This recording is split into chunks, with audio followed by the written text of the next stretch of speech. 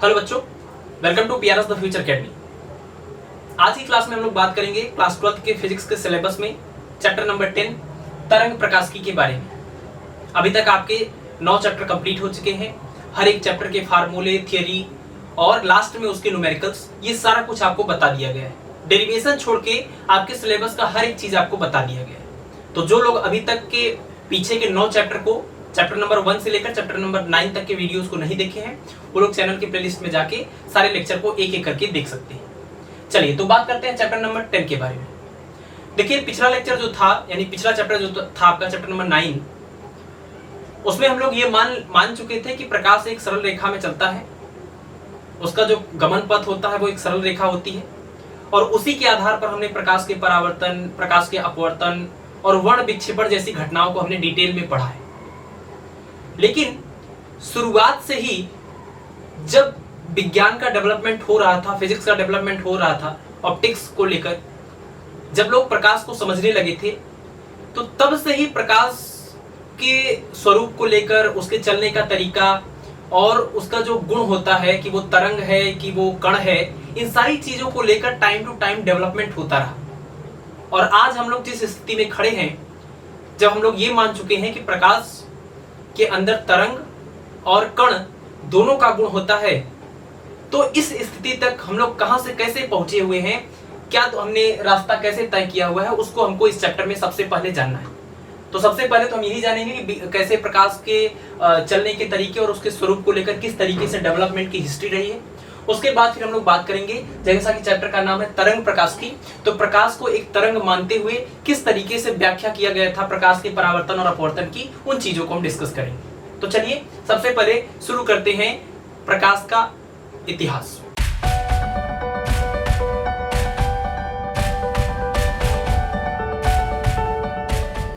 तो प्रकाश के स्वरूप को समझने के लिए सबसे पहले पहल की थी न्यूटन ने, और न्यूटन ने जो अपना सिद्धांत दिया, उस सिद्धांत को बोलते हैं न्यूटन का कणिका सिद्धांत। तो सबसे पहले हम लोग बात कर लेते हैं न्यूटन के कणिका सिद्धांत के बारे में। न्यूटन का कणिका सिद्धांत, और ये सिद्धांत आया था न्यूटन का कणिका सिद्धांत। इसको उन्होंने बताया था सन 1675 ईस्वी में। और ये सिद्धांत क्या है, सबसे पहले हम लोग ये समझते हैं, फिर हमको ये समझना है कि ये फेल क्यों हुआ। ठीक है, देखिए न्यूटन के कणिका सिद्धांत के अनुसार जब प्रकाश स्रोत से प्रकाश चलता है, तो वास्तव में उससे कुछ छोटे छोटे कण निकल रहे होते हैं, भारहीन कण निकल रहे होते हैं, और इन्हीं कणों को उन्होंने बोला था कणिकाएं। इसलिए इस सिद्धांत को बोला गया न्यूटन का कणिका सिद्धांत। ठीक है ना। तो न्यूटन के अनुसार प्रकाश स्रोत से जब प्रकाश चलती है, तो वास्तव में उससे कुछ बहुत छोटे छोटे भारहीन कण चल रहे होते हैं, जिसकी वजह से वो प्रकाश जहां पर भी जाती है तो वो वस्तु प्रकाशित होता है। और इस आधार पर कि प्रकाश स्रोत से जो है कणिकाएं निकलती हैं, इस आधार पर इन्होंने प्रकाश का जो प्रकाश कहते हैं ना, प्रकाश सरल रेखा में चलती है, तो प्रकाश जो सरल रेखा में चलती है, इस चीज को भी इन्होंने समझा दिया, व्याख्या किया। इन्होंने प्रकाश के परावर्तन की भी सफल व्याख्या की, और इन्होंने प्रकाश के अपवर्तन की भी सफल व्याख्या की। तो न्यूटन के कणिका सिद्धांत के अनुसार न्यूटन ने सरल रेखा में प्रकाश का चलना, प्रकाश का परावर्तन, प्रकाश का अपवर्तन, इन सभी घटनाओं को सफलतापूर्वक समझा दिया। तो फिर सवाल उठता है कि अगर इन्होंने ये सब कुछ समझा दिया तो फिर ये फेल क्यों हुआ। तो देखिए, कणिका सिद्धांत के आधार पर भले ही उन्होंने इन 3 घटनाओं को समझा दिया, लेकिन प्रकाश की वजह से कुछ और भी ऐसी घटनाएं होती हैं जिनको ये नहीं समझा पाए। एग्जाम्पल आप जरूर याद रखिए, ये एग्जाम में कई बार क्वेश्चन पूछा गया है कि कणिका सिद्धांत के आधार पर या प्रकाश को कण मानते हुए किन किन चीजों की व्याख्या नहीं हो पाई थी। तो वो क्या क्या है, जिसको आप आगे पढ़ेंगे भी। सबसे पहले तो आप याद रखिए व्यतिकरण, विवर्तन, ये सब आपके सिलेबस में है और इसी चैप्टर में हम डिस्कस करेंगे। व्यतिकरण, विवर्तन और ध्रुवण, ये वो घटनाएं हैं कि जिनको न्यूटन प्रकाश को कण मानते हुए नहीं समझा पाए। ठीक है, तो न्यूटन के कणिका सिद्धांत में आप इतनी बात याद रखिए कि न्यूटन के कणिका सिद्धांत के अनुसार प्रकाश स्रोत से छोटे छोटे भारहीन कण निकलते हैं, जिन्हें कणिकाएं कहते हैं, और इन कणिकाओं के पड़ने से ही कोई वस्तु प्रकाशित होती है। अब इस सिद्धांत पर इन्होंने सरल रेखा में प्रकाश का चलना, प्रकाश का परावर्तन, प्रकाश का अपवर्तन, इन सब की सफल व्याख्या भी की। लेकिन प्रकाश के अंदर व्यतिकरण, विवर्तन और ध्रुवण जैसी भी घटना देखने को मिली, जिसकी व्याख्या ये कणिका सिद्धांत के आधार पर नहीं कर पाए, इसलिए न्यूटन का कणिका सिद्धांत फेल हो गया। ठीक है, तो इतनी बातें आपको ध्यान रखनी की कणिका सिद्धांत क्या था, कब दिया गया था, क्या इन्होंने व्याख्या किया और क्या व्याख्या नहीं कर पाए। और जब ये व्याख्या नहीं कर पाए तो फिर ये सिद्धांत फेल हो गया। ये मान लिया गया कि प्रकाश जो है कण नहीं है। अगर प्रकाश एक कण के रूप में चल रहा होता तो इस घटना की भी सफल व्याख्या हो जाती। इस समस्या को दूर करने के लिए आगे जो है तरंग सिद्धांत को अपनाया गया। और तरंग सिद्धांत को अपनाने वाले कौन थे, तो तरंग सिद्धांत को अपनाने वाले थे हाइगेंस। तो न्यूटन के कणिका सिद्धांत के बाद आया हाइगेंस का तरंग सिद्धांत। तो तरंग सिद्धांत में सबसे पहले हाइगेंस का तरंग सिद्धांत हम लोग देखेंगे। न्यूटन के बाद इन्हीं का सिद्धांत आया था और इनके अनुसार प्रकाश कण नहीं बल्कि प्रकाश तरंग के रूप में आगे बढ़ता है। ठीक है, तो ये है हाइगेंस का, और इसके बारे में आपको थोड़ा डिटेल में पढ़ना है इस चैप्टर में। हाइगेंस के का तरंग सिद्धांत, तरंग सिद्धांत। ठीक है, इस चैप्टर में चूंकि ये चैप्टर का नाम है तरंग प्रकाशिकी, तो हाइगेंस का जो पूरा कॉन्सेप्ट था उसको आपको डिटेल में पढ़ना है और इसके आधार पर आपको प्रकाश के परावर्तन और प्रकाश के अपवर्तन की व्याख्या भी करनी होती है। ठीक है, जो एग्जाम में एक पूरा एक कंप्लीट जो है लॉन्ग आंसर टाइप क्वेश्चन आता है। ठीक है, तो हाइगेंस का तरंग सिद्धांत पहले तो ये देख लीजिए कब आया था। तो ये जो न्यूटन का कणिका सिद्धांत था उसके 3 साल बाद यानी कि 1675 वो था, तो ये 1678 ईस्वी में आया था। ठीक है, और इनके अनुसार किसी भी प्रकाश स्रोत से जो प्रकाश चलती है वो एक तरंग के रूप में आगे बढ़ती है और इस तरंग को संचरित होने के लिए इन्होंने एक काल्पनिक माध्यम की कल्पना की। और वो माध्यम क्या इन्होंने माना कि ईथर। इन्होंने माना कि एक ईथर माध्यम होता है जिसकी मदद से ये प्रकाश तरंग के रूप में आगे संचरित होती, इस माध्यम की मदद से आगे संचरित होती। अब देखिए हाइगेंस पहले वो पर्सन थे जिन्होंने प्रकाश को तरंग माना था और इसके बाद आ गए कौन, तो इसके बाद अगला जो नाम है ये तो दूसरा हो गया था, है ना। न्यूटन का कणिका सिद्धांत हो गया, हाइगेंस का तरंग सिद्धांत हो गया और तीसरे नंबर पर कौन आ गया, तो ये आ गए मैक्सवेल। और क्लार्क मैक्सवेल का कौन सा सिद्धांत आ गया, तो इनका आ गया विद्युत चुंबकीय तरंग का सिद्धांत, विद्युत चुंबकीय तरंग का सिद्धांत। इनके अनुसार क्या था, तो इनके अनुसार प्रकाश जो है वो उसको चलने के लिए किसी माध्यम की आवश्यकता नहीं होती। प्रकाश एक विद्युत चुंबकीय तरंग के रूप में आगे बढ़ती है, जबकि हाइगेंस ने एक माध्यम की कल्पना की थी ईथर की। मैक्सवेल के अनुसार किसी भी परिपथ में अगर विद्युत या चुंबकीय क्षेत्र को परिवर्तित किया जाए एक निश्चित आवृत्ति से, तो विद्युत धारा का प्रभाव केवल परिपथ तक नहीं रहता है बल्कि उससे कुछ निश्चित आवृत्ति की तरंगे भी निकलती हैं। उन तरंगों को इन्होंने बोला विद्युत चुंबकीय तरंगे। और इन विद्युत चुंबकीय तरंगों को चलने के लिए किसी माध्यम की आवश्यकता नहीं होती। और मैक्सवेल के अनुसार प्रकाश इन्हीं विद्युत चुंबकीय तरंगों के रूप में ही आगे बढ़ता है, अर्थात इसको संचरित होने के लिए किसी माध्यम की आवश्यकता नहीं होती। ये मैक्सवेल का सिद्धांत था। इनके अनुसार ये चैप्टर आप पढ़ भी चुके हैं, चैप्टर नंबर जो आपका 8 है वो है विद्युत चुंबकीय तरंगे, और आपने उसमें डिटेल में पढ़ा कि विद्युत चुंबकीय तरंगे क्या होती है। तो इनके अनुसार विद्युत चुंबकीय तरंग के रूप में प्रकाश आगे संचरित होता है और इसमें अगर ये तरंग के चलने की दिशा हम बोले, ये तरंग संचरण की दिशा है, ये वैद्युत वेक्टर के कंपन की दिशा हो गई और इसके लंबवत ये हो गया चुंबकीय वेक्टर के कंपन की दिशा। तो मैक्सवेल के अनुसार जो प्रकाश होता है वो विद्युत चुंबकीय तरंग के रूप में होता है, अर्थात वो वैद्युत वेक्टर और चुंबकीय वेक्टर से मिलकर बना होता है और इन दोनों के कंपन की मदद से वो आगे बढ़ता है। और इसके आगे बढ़ने का जो दिशा है आगे बढ़ने की, वो वैद्युत और चुंबकीय दोनों क्षेत्रों की दिशाओं के बिल्कुल लंबवत होती है। ठीक है, यानी अनुप्रस्थ प्रकृति की होती है। तो मैक्सवेल ने ये बताया कि प्रकाश एक अनुप्रस्थ तरंग है और सभी विद्युत चुंबकीय तरंगें अनुप्रस्थ होती है, ये तो आप जानते ही हैं। ठीक है, और इसको चलने के लिए किसी माध्यम की आवश्यकता नहीं होती है। एक इंपॉर्टेंट बात और आप यहाँ पर याद रखिए कि किसी भी वस्तु को हम देख पाते हैं। देखिए प्रकाश के अंदर वैद्युत वेक्टर भी है और चुंबकीय वेक्टर भी है, लेकिन उसके अंदर जो देखने का गुण है उसकी मदद से हम जो कोई चीज को देख पाते हैं उसके लिए रिस्पॉन्सिबल कौन है, तो उसके लिए रिस्पॉन्सिबल है वैद्युत वेक्टर। यानी ये वैद्युत वेक्टर जब हमारी आंख के रेटिना से इंटरैक्ट होती है तब जाके हम ऑब्जेक्ट को देख पाते हैं। तो प्रकाश के अंदर देखिए उष्मा भी है और उसके अंदर उसकी वजह से हम देख भी सकते हैं। तो प्रकाश एक प्रकार की ऊर्जा तो है ही। अगर आप धूप में किसी थर्मामीटर को रख देते हैं तो उसका पारा ऊपर चढ़ जाता है, इसका मतलब प्रकाश के अंदर उष्मीय प्रभाव है। लेकिन किसी वस्तु को हम प्रकाश की मदद से देख पाते हैं, उसके लिए जिम्मेदार कौन है, तो ये वैद्युत क्षेत्र। ठीक है, इतनी बात आप याद रखिए। और ये कब सिद्धांत आया था? तो ये सिद्धांत आया था सन 1873 ईस्वी में। ठीक है, यानी आप ये देख सकते हैं कि न्यूटन के कणिका सिद्धांत के बाद हाइगेंस का तरंग सिद्धांत तो काफी जल्दी 3 ही साल बाद आ गया, लेकिन इसके बाद अब ये देख लीजिए 150 से 200 साल लगभग लग गए इस सिद्धांत को आने में। तब तक यही सिद्धांत चल रहा था। ठीक है, और आप ध्यान रखिएगा कि न्यूटन का कणिका सिद्धांत फेल होने के बाद जब तरंग सिद्धांत आया, ऐसा नहीं कि तरंग सिद्धांत ये हमेशा के लिए अब ये सही हो गया और इसी सिद्धांत पर हम प्रकाश को तरंग मानते हैं। इन दोनों सिद्धांतों के बावजूद कुछ ऐसी घटनाएं हमको देखने को मिली जिनको आप प्रकाश को तरंग मानते हुए एक्सप्लेन नहीं कर सकते। और वो घटनाएं कौन कौन सी हैं? तो देखिए, वो घटना है जैसे कि रमन प्रभाव, उसके बाद कौन सा है? इसके बाद है विद्युत चुंबकीय प्रभाव, रमन प्रभाव, क्रॉम्पटन प्रभाव, विद्युत चुंबकीय प्रभाव। उसके बाद ये हो गया क्रॉम्पटन प्रभाव। ये वो घटनाएं थी जिनको आप प्रकाश को अगर आप तरंग मान लेंगे तो आप इसको एक्सप्लेन नहीं कर सकते। यानी प्रकाश को तरंग मानते हुए इन घटनाओं की सफल व्याख्या नहीं हो पाई, इसीलिए ये सिद्धांत भी फेल हो गए। और इसके बाद आया मैक्स प्लांक का क्वांटम सिद्धांत। प्लांक के क्वांटम सिद्धांत का मतलब कि प्लांक का क्वांटम सिद्धांत भी यहीं पर समझ लेते हैं कि प्लांक का क्वांटम सिद्धांत क्या करता है। ठीक है, प्लांक का क्वांटम सिद्धांत, तो प्लांक के क्वांटम सिद्धांत के अनुसार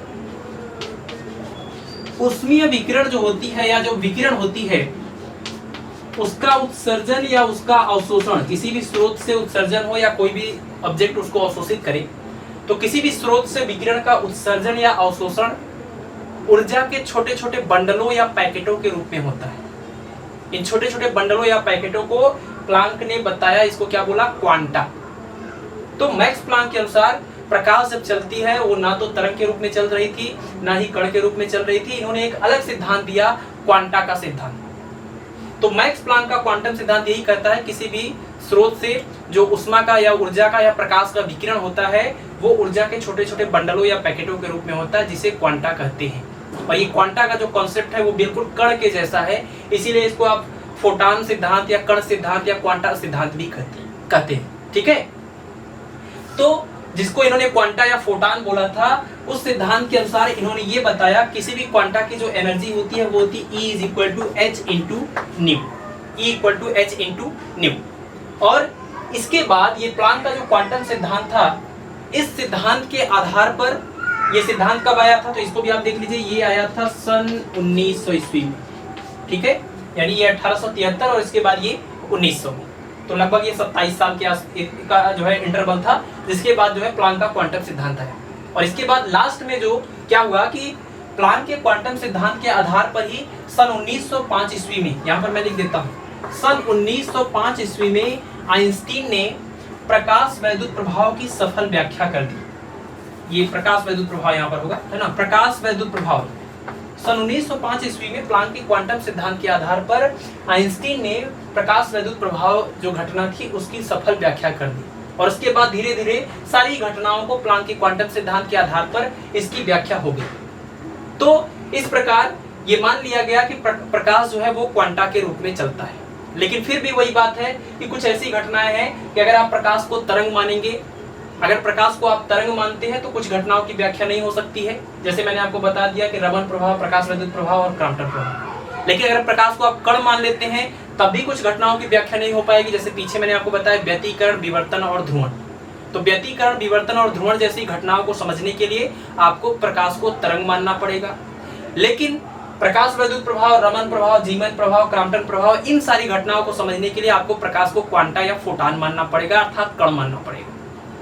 तो अभी तक हम लोग किस कंक्लूजन पर पहुंचे हैं कि इन चारों सिद्धांतों को, न्यूटन का कणिका सिद्धांत, फिर उसके बाद हाइगेंस का तरंग सिद्धांत, फिर मैक्सवेल का विद्युत चुंबकीय तरंग सिद्धांत और उसके बाद मैक्स प्लांक का क्वांटम सिद्धांत, इन सब के आधार पर यह कंक्लूजन निकला कि कुछ घटनाओं के लिए प्रकाश को तरंग मानना पड़ेगा और कुछ घटनाओं के लिए प्रकाश को कण मानना पड़ेगा। तो आधुनिक जो भौतिकी है उसमें प्रकाश की प्रकृति क्या मानी जाती है? तो प्रकाश की द्वैती प्रकृति मानी जाती है। यानी ये माना जाता है कि प्रकाश के अंदर डुअल नेचर है। डुअल नेचर का मतलब आपको कुछ घटनाओं के लिए प्रकाश को तरंग मानना पड़ेगा और कुछ घटनाओं के लिए प्रकाश को कण मानना पड़ेगा। वो घटनाएं मैंने बता दिया है, उसको आप जरूर से जरूर ध्यान से लिख लेंगे। जैसे रमन प्रभाव, ये जितनी भी घटनाएं हैं इसको समझने के लिए प्रकाश को कण या फोटॉन मानना पड़ेगा। व्यतिकरण, विवर्तन और ध्रुवण को समझाने के लिए प्रकाश को तरंग मानना पड़ेगा। तो इस प्रकार ये एक्सेप्ट किया गया कि प्रकाश के अंदर डुअल नेचर होता है, द्वैती प्रकृति होती है। इसके अंदर कण और तरंग दोनों का गुण होता है। तो अभी तक इस निष्कर्ष पर जिस पर हम लोग पहुंचे हैं, इसके डेवलपमेंट की ये हिस्ट्री है। ठीक है, तो अब ये हो गया कि प्रकाश जो है, प्रकाश के अंदर द्वैती प्रकृति होती है। देखिए जैसा कि चैप्टर का नाम है तरंग प्रकाशिकी, तो हमको क्या करना है, हमको हाइगेंस का जो तरंग सिद्धांत, जिन्होंने सबसे पहले तरंग का कॉन्सेप्ट दिया था प्रकाश के लिए, इसको डिटेल में पढ़ना है। और इसको समझने के लिए सबसे पहले हम लोग बात कर लेते हैं तरंगाग्र क्या होता है। चलिए, तो सबसे पहले बात कर लेते हैं तरंगाग्र के बारे में। देखिए तरंगाग्र का कॉन्सेप्ट जो है वो हाइगेंस का था, क्योंकि आपने देखा कि न्यूटन के कणिका सिद्धांत के बाद हाइगेंस ही थे जिन्होंने प्रकाश को तरंग मानते हुए उन्होंने अपना एक सिद्धांत दिया था, हाइगेंस का तरंग सिद्धांत। इस सिद्धांत में उन्होंने एक शब्द यूज किया था तरंगाग्र। उनके अनुसार जब प्रकाश तरंग के रूप में आगे बढ़ती है तो किस प्रकार से आगे बढ़ती है, इस चीज को एक्सप्लेन करने के लिए उन्होंने तरंगाग्र की मदद ली थी। तो सबसे पहले तो हम यही समझ लें कि तरंगाग्र क्या होता है। ठीक है, इसको कहते हैं वेव फ्रंट, वेव फ्रंट कहा जाता है इसको इंग्लिश में। ठीक है, तरंगाग्र या वेव फ्रंट। तो इसके अनुसार किसी भी माध्यम से, जब किसी भी स्रोत से जब तरंगे निकलती हैं, एग्जाम्पल के लिए हमने ये मान लिया कि ये मान लीजिए कोई प्रकाश स्रोत है, इससे प्रकाश निकलेगा, अर्थात तरंग के रूप में प्रकाश निकलेगा। तो हाइगेंस के अनुसार जब किसी स्रोत से तरंगे निकलती, प्रकाश की तरंगे निकलती हैं, तो जब वो आगे बढ़ती हैं तो ये जो माध्यम के कण होते हैं आगे, वो माध्यम के कण कंपन करने लगते हैं। अब इसमें से कुछ अगर ऐसे कणों को हम इमेजिन करें जो लगभग समान कला में कंपन कर रहे हो, एक साथ आगे जा रहे हो, एक साथ पीछे आ रहे हो, उनको हम समान कला में बोलेंगे। तो हाइगेंस के अनुसार जब किसी भी स्रोत से तरंगे निकलती हैं तो माध्यम के कण कंपन करते हैं। और यहाँ पर कोई एक ऐसा काल्पनिक माध्यम लिया जाए, जिसमें काल्पनिक पृष्ठ लिया जाए जिसमें उपस्थित सभी कण कंपन की समान कला में हो, तो उस काल्पनिक पृष्ठ को बोला जाएगा तरंगाग्र। यानी तरंगाग्र किसी माध्यम में खींचा गया वह काल्पनिक पृष्ठ है जिसमें उपस्थित सभी कण कंपन की समान कला में होते हैं। ठीक है, तो यहाँ पर अगर शॉर्ट में हम यहाँ पर इस बात को लिखें तो आप ऐसे लिख सकते हैं, तरंगाग्र जो है वो क्या है, तो तरंगाग्र एक काल्पनिक पृष्ठ है, और एक ऐसा काल्पनिक पृष्ठ है जिसमें उपस्थित सभी कण कंपन की समान कला में है। ठीक है, यानी समान कला में अगर सभी कण कंपन कर रहे हैं, कोई ऐसा पृष्ठ आप इमेजिन कर सकते हैं, तो उसी पृष्ठ को इन्होंने बोला था तरंगाग्र। ठीक है, मैं फिर से डिफिनीशन बताता हूँ कि जब भी किसी तरंग स्रोत से या प्रकाश स्रोत से तरंगे निकलती हैं तो माध्यम के कण कंपन करने लगते हैं। माध्यम में उपस्थित वह काल्पनिक पृष्ठ जिसमें उपस्थित सभी कण कंपन की समान कला में हो, उस काल्पनिक पृष्ठ को बोला जाएगा तरंगाग्र। तरंगाग्र जो होता है वो हमेशा तरंग संचरण की दिशा के बिल्कुल लंबवत होता है, यानी जिस दिशा में तरंग जा रही होती है बिल्कुल उसके लंबवत होता है तरंगाग्र। अर्थात अगर आप तरंगाग्र के लंबवत कोई रेखा खींचते हैं तो वो तरंग के संचरण की दिशा को बताएगी, और तरंग के संचरण की दिशा को बताने वाली उस रेखा को हम क्या कहते हैं, किरण। जिसके आधार पर आपने पढ़ा चैप्टर नंबर 9 किरण प्रकाशिकी, उसमें आप एक एरो दिखाते थे और वो एरो क्या प्रदर्शित करता था कि ये प्रकाश के जाने का रास्ता है। तो वो जो जाने का रास्ता है उसी को हम किरण कहते हैं, और तरंगाग्र जो होता है वो हमेशा किरण के बिल्कुल लंबवत होता है। ठीक है, अच्छा, अब यहाँ से एग्जाम्पल के लिए अगर आपको ये कह दिया जाए कि ये एक कोई तरंगाग्र है, काल्पनिक पृष्ठ है, ये काल्पनिक पृष्ठ है जिसमें सभी कण कंपन की समान कला में है, अर्थात ये तरंगाग्र है। तो अगर आपको इसका किरण खींचना है तो इसको बिल्कुल इस तरंगाग्र की बिल्कुल लंबवत रेखा खींचेंगे, ये किरण को प्रदर्शित करेगा। ठीक है, तो जो किरण होती है वो हमेशा तरंगाग्र के बिल्कुल लंबवत होती है। ठीक, और प्रकाश स्रोत के आधार पर जो तरंगाग्र होते हैं उनको 3 मुख्य भागों में बांटा गया है। यहीं पर मैं इसको एक्सप्लेन करता हूँ, और कौन कौन से वो हैं। तो सबसे पहले तो आप बात कर लेते हैं यहाँ पर गोलीय तरंगाग्र के बारे में। तरंगाग्र 3 प्रकार के, गोलीय तरंगाग्र, दूसरा बेलनाकार तरंगाग्र, बेलनाकार तरंगाग्र, और तीसरा क्या है, तो तीसरा इसी तरीके का होता है समतल तरंगाग्र। ठीक है, समतल तरंगाग्र। तो तरंगाग्र की डिफिनीशन आप समझ चुके हैं। अब बात कर लेते हैं गोलीय, बेलनाकार और समतल तरंगाग्र के बारे में। देखिए, गोलीय तरंगाग्र की बात तब आती है जब जो प्रकाश स्रोत हो वो बिंदु आकार का हो और काफी हम उसे काफी नजदीक से देख रहे हैं। यानी कोई प्रकाश स्रोत अगर बिंदु आकार का है और उसको हम नजदीक से देखें तो उससे जो तरंगाग्र निकलता है वो गोली होता है। क्यों? अब देखिए, अगर कोई प्रकाश स्रोत बिंदु आकार का है तो आप समझ सकते हैं कि इससे सभी दिशाओं में तरंगे निकलेंगी, सभी दिशाओं में, चारों दिशाओं में। लेकिन अगर हम मान लीजिए किसी एक दिशा में इमेजिन करें तो आप समझ सकते हैं कि अगर ये तरंगाग्र प्रकाश स्रोत है तो इससे सभी दिशाओं में जो तरंगे निकलेंगी तो वो तरंगे सभी दिशाओं में बढ़ेंगी। तो अगर हम एक ऐसी पृष्ठ की कल्पना करें जिसमें उपस्थित सभी कण कंपन की समान कला में हो, है ना, चारों तरफ हो सकता है कंपन की समान कला में हो, तो वो कैसा बनेगा? वो इस तरीके का बनेगा। देखिए बिल्कुल ये इस तरीके का बनता है, गोलीय तरंगाग्र। और इसी तरीके से अगर आप इसको पूरा इमेजिन करते तो एकदम स्फीयर हो जाता, स्फीरिकल हो जाता, है ना। लेकिन ये वृत्ताकार ना लेके हम केवल एक तरफ देख रहे हैं तो हम इसको गोलीय बोल रहे हैं, ठीक है। पूरा ये वृत्ताकार हो सकता है क्योंकि इससे चारों दिशाओं में तरंग निकल रही, हम केवल एक दिशा में इसको इमेजिन कर रहे हैं, ठीक है। इसी तरीके से ये तरंगाग्र जैसे जैसे आगे बढ़ता है इसका स्वरूप बड़ा होता जाता है, ठीक है।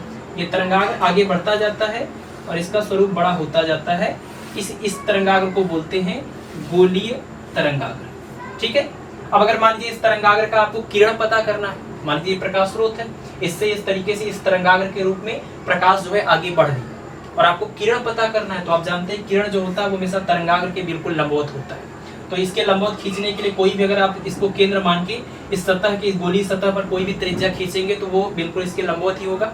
आपने पढ़ा कि वृत्त के ऊपर केंद्र से खींची गई हर एक रेखा अर्थात वृत्त की जो त्रिज्या होती है वो इसके ऊपर लंबवत ही होती है। तो आप यहाँ कहीं से भी इसमें खींचेंगे तो ये सब के सब इस सतह पर, इस तरंगाग्र पर लंबवत होंगे, अर्थात ये किरण को प्रदर्शित कर रहे हैं और ये गोलीय तरंगाग्र, ठीक है। तो बिंदु आकार का अगर कोई प्रकाश स्रोत है तो उससे जो तरंगाग्र बनता है वो गोलीय तरंगाग्र होता है और जो यहाँ पर त्रिज्या हम खींचते हैं, त्रिज्या वेक्टर खींचते हैं, वो किरण को प्रदर्शित करता है। इसी प्रकार से अगर बेलनाकार हम तरंगाग्र की बात कर रहे हैं तो हमारे पास अगर कोई स्रोत जो है वो इस तरह से रेखीय स्रोत हो, है ना, ये जैसे कि रॉड होता है, ट्यूबलाइट होती है, उस तरीके से अगर ये कोई रेखीय स्रोत है तो इसमें देखिए बहुत सारे बिंदु स्रोत हैं। रेखीय स्रोत का मतलब बहुत सारे बिंदु स्रोत से मिलकर बना है, तो हर एक बिंदु से चारों दिशाओं में तरंगे निकलेंगी। और अब उसमें हम कोई एक ऐसा पृष्ठ इमेजिन करें जिसमें उपस्थित सभी कण कंपन की समान कला में है तो वो तरंगाग्र हो जाएगा। तो आप इमेजिन कर सकते हैं कि जैसे एक स्रोत था तो उसके चारों ओर ये वृत्त जैसा बन रहा था, इसमें बहुत सारे स्रोत है तो हर एक पॉइंट पर एक वृत्त बनेगा और कुल मिला के क्या बनेगा? एक बेलन बन जाएगा। इसका मतलब कि इसका जो तरंगाग्र होगा वो चारों दिशाओं में इस तरह से तरंगे यहाँ से निकलेंगी, ठीक है। इससे इसी तरीके से हर एक बिंदु से तरंगे निकलेंगी चारों दिशाओं में और इन सब को मिलाते हुए जब एक काल्पनिक पृष्ठ खींचेंगे तो वो काल्पनिक पृष्ठ जो होगा वो कैसा बन जाएगा? तो वो बेलन के जैसा बन जाएगा। तो अर्थात इसका जो तरंगाग्र होता है वो कैसा होता है? तो इसका जो तरंगाग्र है वो बेलनाकार होता है, ठीक है। तो बिंदु स्रोत का तरंगाग्र गोलीय होता है और रेखीय स्रोत का जो तरंगाग्र होता है वो बेलनाकार होता है। और अगर मान लीजिए कि कोई स्रोत हमसे बहुत दूर है अर्थात अनंत पर है, तो अगर कोई स्रोत अनंत पर है, एग्जाम्पल के लिए आप इसी को मान लीजिए, और इसको आप नजदीक से देख रहे थे तब तो ये गोलीय था, लेकिन जब ये बहुत दूर ये तरंगाग्र आगे बढ़ता जाएगा तो इसका आकार लगातार बड़ा होता जाएगा। और किसी भी, इमेजिन करिए, किसी भी गोलीय ये भाग है बहुत बड़ा, मान लीजिए अनंत तक चला जाए और ये बहुत बड़ा तरंगाग्र बने तो इसका एक छोटा सा जब पार्ट लेंगे तो वो कैसा आएगा? वो समतल ही दिखेगा, है ना। तो ये गोलीय एक तरह से कहा जाए तो जो समतल तरंगाग्र का कॉन्सेप्ट है वो यही है, बस उसमें दूरी बहुत ज्यादा होती है। तो जब कोई प्रकाश स्रोत हमसे बहुत ज्यादा दूर होता है, जैसे कि सूर्य, चंद्रमा, ये हमसे काफी दूर है, तो इनसे आने वाले तरंगाग्र को हम क्या मानते हैं? इनसे आने वाले तरंगाग्र को समतल मानते हैं। अर्थात आप इसका चित्र इस तरीके से बना सकते हैं, समतल तरंगाग्र ये, ठीक है। तो आप मान सकते हैं कि ये समतल तरंगाग्र है, ठीक है, समतल तरंगाग्र। और समतल तरंगाग्र है और इसमें किरण अगर आपको खींचना है तो कैसे खींचेंगे? तो आप जानते हैं कि जो किरण होता है वो हमेशा तरंगाग्र के बिल्कुल लंबवत होता है, तो कोई भी लंबवत रेखा अगर आप यहाँ से खींचेंगे तो ये किरण को प्रदर्शित करेगी, ठीक है। तो ये हो गया तरंगाग्र और तरंगाग्र के प्रकार। मैं एक बार फिर से इसको रिवाइज कर दे रहा हूँ। तरंगाग्र का कॉन्सेप्ट दिया था हाइगेंस ने, जिन्होंने सबसे पहले तरंग का कॉन्सेप्ट लाया था कि प्रकाश तरंग के रूप में आगे बढ़ती है। तरंगाग्र की परिभाषा क्या है कि जब भी किसी प्रकाश स्रोत से तरंगे निकलती हैं तो माध्यम, इसके चारों ओर के माध्यम के कण कंपन करने लगते हैं और माध्यम में एक ऐसा काल्पनिक पृष्ठ लिया जाए जिसमें उपस्थित सभी कण समान कला में कंपन कर रहे हों, तो ऐसे काल्पनिक पृष्ठ को बोलेंगे तरंगाग्र यानी कि वेव फ्रंट। स्रोत के आधार पर, लिए गए स्रोत के आधार पर। अच्छा, एक और चीज यहाँ पर कि तरंगाग्र के लंबवत जो रेखा होती है वो तरंग संचरण की दिशा को प्रदर्शित करती है और इसी को हम लोग किरण कहते हैं। ठीक है, तरंगाग्र अगर आपको मिल गया तो उसके लंबवत रेखा जो होगी वो किरण होगी, जिसके आधार पर पिछला चैप्टर हमने पूरा डिटेल में पढ़ा था। लिए गए स्रोत के आधार पर तरंगाग्र 3 प्रकार के, गोलीय, बेलनाकार और समतल। अगर प्रकाश स्रोत बिंदु जैसा, बिंदु आकार का है और बहुत नजदीक है तो इससे जो तरंगाग्र निकलता है वो गोली होती है और जो तेज वेक्टर होता है वो किरण को प्रदर्शित करता है। इसी तरीके से अगर कोई प्रकाश स्रोत जो है रेखीय स्रोत है तो रेखीय स्रोत का जो तरंगाग्र होता है वो बेलनाकार होता है और इसके साथ ही साथ इसमें जो किरण होती है वो इस बेलन की जो त्रिज्या है वही किरण को प्रदर्शित करती है। और जब प्रकाश स्रोत हमसे बहुत दूर होता है तो उसका जो तरंगाग्र होता है उसको समतल मानते हैं, यानी किसी गोली, बहुत बड़े गोली सतह समतल, किसी बहुत बड़े गोलीय तरंगाग्र का एक छोटा सा भाग समतल ही होगा तो इसको समतल तरंगाग्र कहते हैं और इसके लंबवत खींची गई रेखा जो होती है वो किरण को प्रदर्शित करती है। ठीक है, तो अभी तक हमने प्रकाश के डेवलपमेंट की हिस्ट्री पढ़ ली है, उसके बाद हमने तरंगाग्र का कॉन्सेप्ट पढ़ लिया जिसको हाइगेंस ने बताया था। अब ये तरंगाग्र जो टर्मिनोलॉजी है इसको समझने के बाद अब हम बात करते हैं कि हाइगेंस ने जो सिद्धांत दिया था तरंग का वो था क्या। यानी अगली हेडिंग हमारी है हाइगेंस की द्वितीय तरंगिकाओं का सिद्धांत। चलिए तो देखते हैं हाइगेंस की द्वितीय तरंगिकाओं का सिद्धांत। सबसे पहले तो ये जो वर्ड यहाँ पर आ गया है द्वितीय तरंगिकाओं का, इससे आपको घबराना नहीं है। बात यह है कि हाइगेंस ने जो अपना सिद्धांत दिया था उसमें द्वितीय तरंगिकाओं का एक कॉन्सेप्ट था, ये वर्ड इन्होंने यूज किया था। इसीलिए हाइगेंस का जो तरंग सिद्धांत है उसको और अच्छे से अगर कहा जाए तो उसको कहा जाता है हाइगेंस की द्वितीय तरंगिकाओं का सिद्धांत।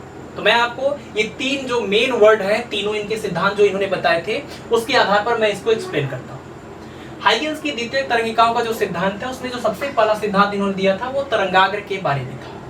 अब तरंगाग्र क्या है ये तो मैंने बहुत ही अच्छे से अभी डिटेल में डिस्कस कर दिया। तो पहला जो इनका सिद्धांत था वो तरंगाग्र पर आधारित था, अर्थात किसी हाइगेंस की द्वितीय तरंगिकाओं के सिद्धांत के अनुसार किसी भी स्रोत से जब तरंगे निकलती हैं, है ना, ये चित्र अगर आप इमेजिन करते रहेंगे तो आपको बहुत ही आसानी से ये सिद्धांत आप बता पाएंगे। इस सिद्धांत के अनुसार किसी भी स्रोत से जब तरंगे निकलती हैं तो उसके माध्यम के कण, उसके चारों ओर के जो माध्यम के कण है वो कंपन करने लगते हैं। किसी समय माध्यम में उपस्थित वह काल्पनिक पृष्ठ जिसमें उपस्थित सभी कण कंपन की समान कला में हो उन्हें तरंगाग्र कहते हैं।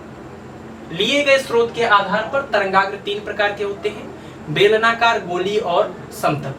नजदीक और बिंदु आकार का स्रोत है तो उसका जो तरंगाग्र होगा वो गोली होगा। नजदीक और रेखीय स्रोत है तो उसका जो तरंगाग्र है वो बेलनाकार होगा और कोई दूर बिंदु स्रोत है तो उसका जो तरंगाग्र होगा वो समतल। तो हाइगेंस के पहले द्वितीय तरंगिकाओं का जो पहला सिद्धांत है उसमें आपको वही लिखना है जो अभी मैंने पीछे पूरा बताया, अर्थात तरंगाग्र के बारे में। ठीक है, दूसरा, अब दूसरा सिद्धांत इन्होंने ये बताया द्वितीय तरंगिकाओं का क्या इनका कॉन्सेप्ट था। तो हाइगेंस के द्वितीय तरंगिकाओं का ये जो दूसरा वाला सिद्धांत था, इस सिद्धांत में इन्होंने द्वितीय तरंगिकाओं के बारे में बताया था। इनके अनुसार ये जो तरंगाग्र होता है, पहले में तो तरंगाग्र से परिचित हो ही गए, ये जो इन्होंने कहा कि जो तरंगाग्र होता है वो तरंगाग्र का प्रत्येक बिंदु, इस तरंगाग्र का प्रत्येक बिंदु एक नए तरंग स्रोत का काम करता है। यानी पहले तो इन्होंने ये बताया कि कोई प्रकाश स्रोत है तो उससे जो तरंगे निकलती हैं फिर वो माध्यम में समान कला में अगर कोई कंपन करने वाला पृष्ठ है तो उस पृष्ठ को इन्होंने इमेजिन करिए इस तरीके से, जो पृष्ठ है इसको उन्होंने बोला कि इसको आप तरंगाग्र बोलिए। फिर दूसरे में इन्होंने ये बोला कि जो तरंगाग्र का प्रत्येक बिंदु होता है वो खुद एक नए तरंग स्रोत का काम करता है। अभी तक तो स्रोत ये था, लेकिन दूसरे कॉन्सेप्ट में इन्होंने ये बताया कि जो तरंगे निकलती हैं अर्थात ये तरंगाग्र बनता है, उस तरंगाग्र का हर एक बिंदु एक नए तरंग स्रोत का काम करता है, जिनको इन्होंने क्या नाम दिया, द्वितीय तरंगिकाएं। इससे जो लगातार तरंगे निकलती हैं उसको इन्होंने बोला द्वितीय तरंगिकाएं, और जो पहले मेन स्रोत से जो निकल रहा था उसको आप या तो तरंग कहिए या तो तरंगाग्र कहिए। ठीक है, तो ये तरंगाग्र हो गया। फिर तरंगाग्र से जो तरंगे निकलती हैं उन तरंगों को इन्होंने बोला द्वितीय तरंगिकाएं यानी सेकेंडरी वेवलेट्स। और जो द्वितीय तरंगिकाएं होती हैं इनसे लगातार ये तरंगे निकलती रहती हैं और माध्यम में उसी चाल से आगे बढ़ती हैं जिस चाल से ये तरंगाग्र या प्राथमिक तरंगे आगे बढ़ रही थी। ठीक है, तो अभी तक की बात को फिर से कंक्लूड करिए। हाइगेंस की द्वितीय तरंगिकाओं के सिद्धांत के अनुसार पहला पॉइंट कि किसी भी स्रोत से जब तरंगे निकलती हैं तो उसके चारों ओर के माध्यम के कण कंपन करने लगते हैं। माध्यम में उपस्थित किसी समय एक ऐसा काल्पनिक पृष्ठ जिसमें उपस्थित सभी कण कंपन की समान कला में हो उसे तरंगाग्र कहते हैं। तरंगाग्र तीन प्रकार का हो सकता है, गोलीय, समतल और बेलनाकार। ठीक है। दूसरा पॉइंट इन्होंने बताया कि तरंगाग्र का प्रत्येक बिंदु एक नए तरंग स्रोत का काम करता है, जिससे लगातार नई तरंगें निकलती हैं। इन तरंगों को द्वितीयक तरंगिकाएं कहते हैं, और द्वितीयक तरंगिकाएं माध्यम में उसी चाल से आगे बढ़ती हैं जिस चाल से प्राथमिक तरंगिकाएं आगे बढ़ रही थी। ठीक है, तो ये दो पॉइंट एकदम क्लियर है। अब तीसरा पॉइंट देख लीजिए, अनवलूप या इनवेलप जिसको बोलते हैं। तो तीसरे पॉइंट में इन्होंने बताया कि जो द्वितीयक तरंगिकाएं होती हैं, इससे जो द्वितीयक तरंगिकाएं निकलेंगी, इन्होंने बताया कि द्वितीयक तरंगिकाएं जो निकलती हैं उन द्वितीयक तरंगिकाओं का अनवलूप, अब जैसे ये तो प्राथमिक तरंगाग्र था, उसी तरंगाग्र का एक बिंदु एक नए स्रोत का काम करेगा, तो इससे द्वितीयक तरंगिकाएं निकलेंगी इस तरीके से, है ना, जो लगातार फिर आगे ये बढ़ती जाएंगी। तो तीसरे पॉइंट में इन्होंने बताया कि जो द्वितीयक तरंगिकाएं निकलती हैं उन द्वितीयक तरंगिकाओं का जो अनवलूप हो, अनवलूप समझते हैं, इनवेलप की तरह, यानी जो इसको ढक दे, अर्थात इनको स्पर्श करता हुआ पृष्ठ। इनके अनुसार कि द्वितीयक तरंगिकाओं का जो अनवलूप होता है, अर्थात उसको स्पर्श करता हुआ खींचा गया पृष्ठ माध्यम में तरंग स्रोत की नई स्थिति को प्रदर्शित करती है, तरंगाग्र की नई स्थिति को प्रदर्शित करती है। ठीक है, तो तीनों पॉइंट आप समझिए। इनके अनुसार तरंग प्रकाश कैसे माध्यम में आगे बढ़ता है, तो उन्होंने बताया कि कोई स्रोत होगा, उससे तरंगे निकल रही होंगी, माध्यम के कण कंपन कर रहे होंगे। कोई एक ऐसा पृष्ठ इमेजिन करिए जिसमें सभी कण समान कला में कंपन कर रहे हो, तो उसको नाम दिया इन्होंने तरंगाग्र। दूसरा पॉइंट यह था कि उस तरंगाग्र का हर एक बिंदु एक नए तरंग स्रोत का काम करेगा, जिससे लगातार और तरंगे निकलेंगी, उसको इन्होंने बोला द्वितीयक तरंगिकाएं, और इनकी चाल और इनकी सारी प्रॉपर्टी वही होगी जो प्राथमिक तरंगिकाओं की थी। तीसरा पॉइंट ये था कि ये जो द्वितीयक तरंगिकाएं होती हैं, इनका जो अनवलोप होता है, अर्थात इनको स्पर्श करता हुआ जो पृष्ठ खींचा जाएगा, ये पृष्ठ तरंग स्रोत की या इस तरंग स्रोत की या तरंगाग्र की नई स्थिति को प्रदर्शित करेंगे। और नई स्थिति मिल गई, फिर से आप बोलेंगे कि इसके हर एक बिंदु जो है फिर से एक नए स्रोत का काम करेगा, इससे फिर से द्वितीयक तरंगिकाएं निकलेंगी, फिर ये आगे बढ़ जाएगा। तो इस प्रकार इनके अनुसार जो है प्रकाश स्रोत से प्रकाश आगे बढ़ता है। तो इनका जो पूरा कॉन्सेप्ट अगर उसको मिला लिया जाए तो कंक्लूजन ये निकला कि किसी भी स्रोत से तरंगे इस तरीके से निकलती हैं, तरंगाग्र के रूप में आगे बढ़ती हैं, और इस तरंगाग्र का हर एक बिंदु फिर से एक स्रोत का काम करता है, और इससे भी नए नए जो है तरंगिकाएं निकलती है, जिसको इन्होंने द्वितीयक तरंगिकाएं बोला। इन्होंने फिर तीसरे पॉइंट में ये बोला इन सबको अगर स्पर्श करते हुए पृष्ठ खींचा जाए तो ये द्वितीयक तरंगिकाओं की नई स्थिति हो गई। फिर इससे इसका हर एक बिंदु नए स्रोत का काम करेगा, और इन नए स्रोत से फिर से नई तरंगे निकलेंगी, और इन तरंगों को इनका जो इनवॉल्व होगा ये फिर से नई स्थिति को प्रदर्शित करेगी। तो हाइगेंस के द्वितीयक तरंगिकाओं के सिद्धांत के अनुसार इस प्रकार से माध्यम में प्रकाश स्रोत से जो प्रकाश निकलता है वो आगे बढ़ता है। ठीक है, तो आज की क्लास में इतना ही रखते हैं। आपने प्रकाश को समझने का जो हिस्ट्री रहा है, डेवलपमेंट रहा है, उसको मैंने बता दिया है। हाइगेंस का जो सिद्धांत था उसको आपने डिटेल में पढ़ा, इससे पहले आपने तरंगाग्र भी पढ़ लिया है। तो आज के लिए इतना ही। आपको एक काम करना है, जितना भी आज बताया गया है इसको अगर आप नोट नहीं करेंगे, इसको आप याद नहीं करेंगे, रिवाइज नहीं करेंगे, तो अगले ही दिन ये ऐसे भूलेगा कि आपको लगेगा कि आप कभी पढ़े ही नहीं। ठीक है, तो ध्यान रखिए ये चैप्टर थोड़ा थियरेटिकल है, न्यूमेरिकल्स कम है, फार्मूले कम है, कॉन्सेप्चुअल ज्यादा है, हिस्ट्री ज्यादा है, क्लासिकल फिजिक्स है ये, तो इसलिए आपको इसको ध्यान से पढ़ना है। ठीक है, तो चलिए आप लोग पढ़ते रहिए, मिलते हैं आपसे नेक्स्ट लेक्चर में। धन्यवाद।